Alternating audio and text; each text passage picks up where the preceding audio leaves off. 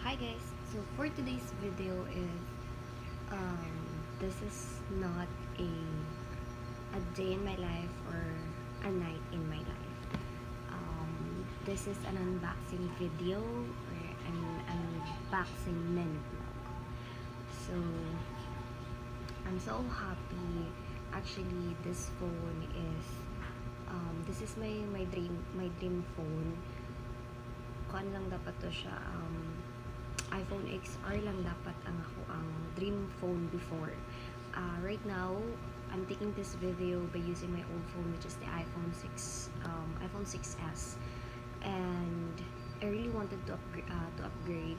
Like, I really wanted to have a new phone. Like 2 years na nako siya wish, 2 years na nako siya gusto. But then due to finances problem and personal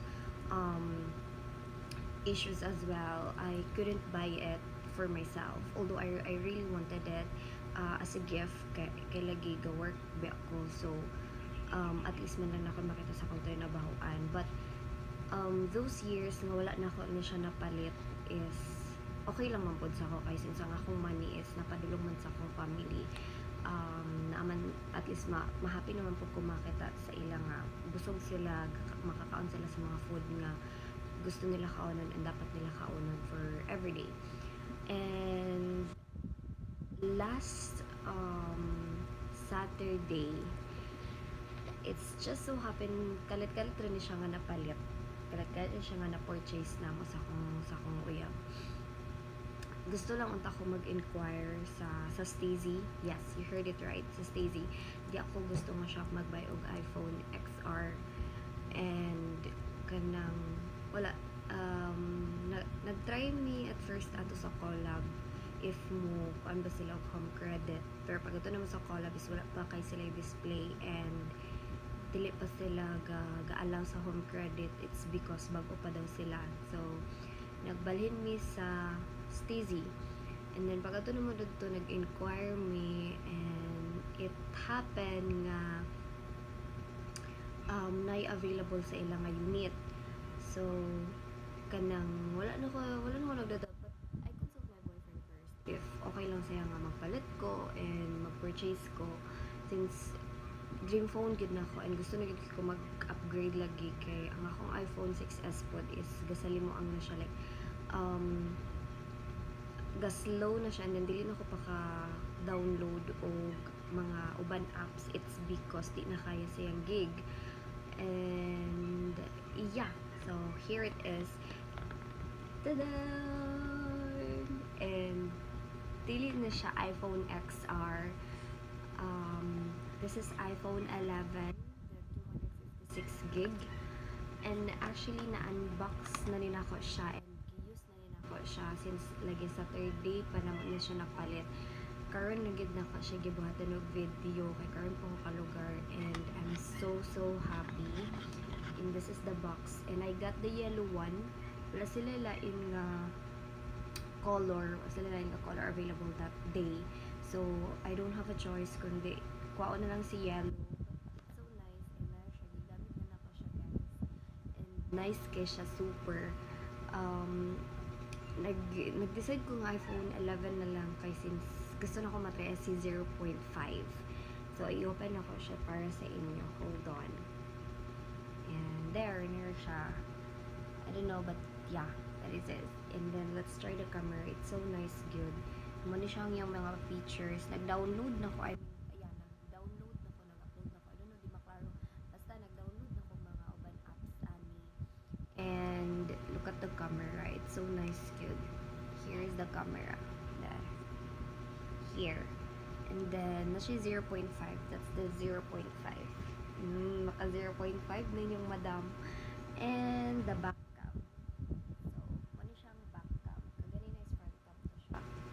See, oh my god, it's so nice. And so, there siya, iyang call, and then the messages.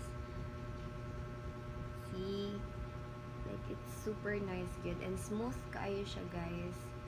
Here, there, smooth kay siya. And then, na siya inclusion na, here is the headset. Wala pa na ako music sa akong phone.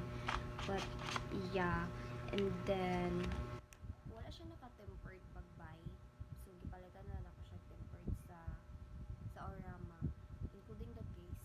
Nag-buy na lang pud kog case. And muna siya yung charger.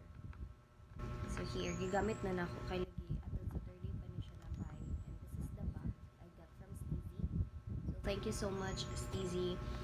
Proven and tested good nga ang product ni Steezy is super quality siya. One.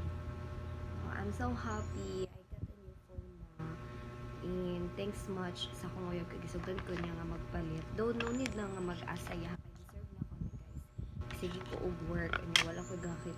Ina ko gahakita but then I really wanted one thing for me good nga makayon ko deserve. Diyon pud ko gastador kaayo, like dili ko into gamit nga magpalit og mga sanina, mga shoes and all makeups.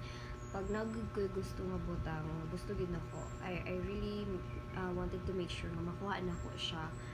So actually gadod ako buy ani last Saturday.